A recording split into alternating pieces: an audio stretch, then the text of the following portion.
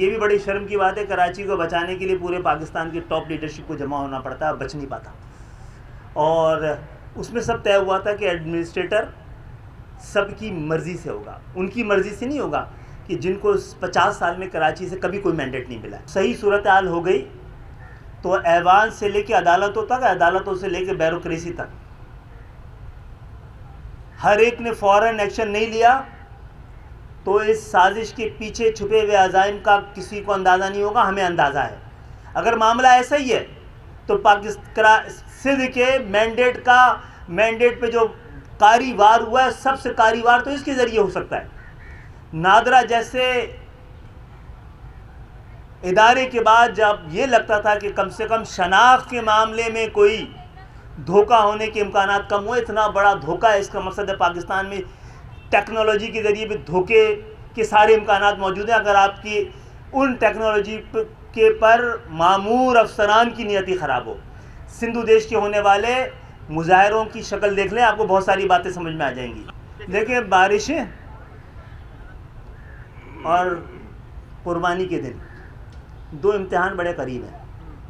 تو کسی کو سیاسی ایڈمنسٹریٹر کو لانا تو اس کے بعد ہی لایا جائے گا، تاکہ اس ایڈمنسٹریٹر پہ ان ناکامیوں کو بوجھ ڈال دیا جائے بڑے امتحانات کا. باقی تو روزانہ کی بنیاد پہ جو ڈیٹوریشن ہوتی رہے گی وہ خبر ہی نہیں ہے. جس مقصد کے لیے ہم سیاسی میدان میں آئے تھے، آہستہ آہستہ ہمیں وہ گنجائش ہم نے حاصل کر لی ہے کہ ہم اس خدمت کے کام کو آگے بڑھاتے رہیں، اس کا دائرہ کار آگے بڑھاتے رہیں. اور اس شہر کی باری ہے. اس شہر کو لوٹنے والوں کو، کمزور کرنے والوں کو، خراب کرنے والوں کو، کچرا کا ڈھیر بنانے والوں کو، پیاسا مارنے والوں کو، ان کی اننگ ختم ہو گئی ہے. ہم نے یہ کہا تھا اس 11 سال میں وہ سارے کام جو کونسلروں کو کے کرنے کے ہیں، ہم نے وزیر اعظم سے کہا تھا مجبوری ہے کہ اب وزیر اعظم کریں، کیونکہ وہ سارے کام جو کونسلروں کو کرنے کے تھے، جو میئر کے کرنے کے تھے، وہ وزیر اعلیٰ اور صوبائی وزیروں نے اپنے پاس رکھ لیے تھے. اور انہوں نے ذمہ داری تو نہیں لی، سارے وسائل لے لیے، سارے اختیار لے لیے. میں نے اس دن بھی کہا ہے کہ ان کی ذمہ داری لینے سے شہر کی ذمہ داری اور بوجھ کم نہیں ہوا ہے. اگر کسی کو فائدہ ہوا ہے تو دبئی کے ریل اسٹیٹ کو فائدہ ہوا ہے. جمہوریت وہی ہے جس کے ثمرات عام پاکستانیوں کی دہلیز تک پہنچا جا سکے. تو جو کچھ اس شہر کو مل رہا ہے، شہر کے حق سے 5% بھی نہیں ہے، لیکن یہ 5% کا ہم شکریہ ادا کرتے ہیں کہ وزیر اعظم نے ہم نے تک پہنچایا ہے. اور اس کے ذریعے ہم سڑکوں کو، گلیوں کو، نالیوں کو، جو بھائی شریف علاقوں میں جو پانی کا ٹیکس دیتا ہے، وہ پانی کا تقاضا کس سے لیتا ہے؟ جو پانی کا ٹیکس وصول کرتا ہے.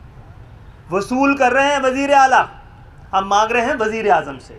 نکاسی آپ کا ٹیکس جو ہے شہر کا وزیر اعلیٰ لیتے ہیں، ان کی ذمہ داری اور ان کا اختیار ہے.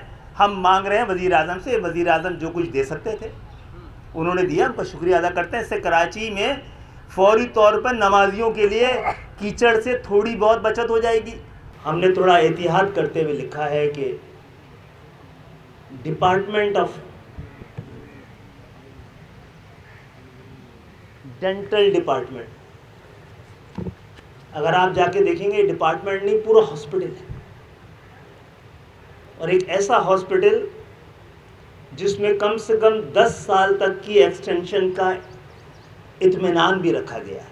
میں پوچھ رہا تھا کہ کنسلٹنٹ کی فیس کتنی ہے، کیونکہ میں خود بھی ڈاکٹر ہوں، تو مجھے یہ پتا ہے کہ کنسلٹنٹ فیس یا تو ڈاکٹر اپنے معیار کے مطابق، یا علاقے کے معیار کے مطابق، یا اپنے ظرف کے مطابق رکھتا ہے. یہ